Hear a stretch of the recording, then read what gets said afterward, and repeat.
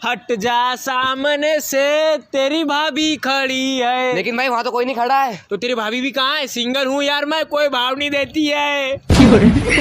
साले फिर हटाया क्यों? गाना अच्छा लग रहा था इसलिए गा लिया हवाजी के चक्कर में। मैं इधर किसी के भट्टे में टांग अड़ाने को नहीं आया, राज करने के लिए आया मैं।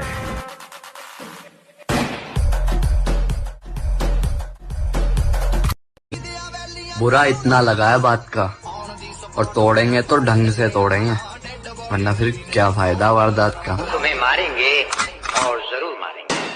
छोड़ेंगे। यहाँ क्या करता है? खाना मिलता है। कहाँ रहता है? सड़क पर। बाप? मालूम नहीं। माँ? मालूम नहीं। तेरा नाम? Time pass. कुछ ऐसी लगन इस लम्हे में है, ये लम्हा कहाँ था मेरा,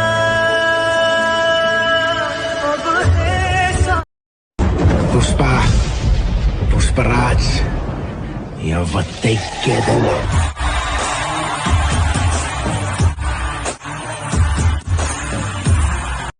अरे भाई ऐसे क्यों खड़े हो?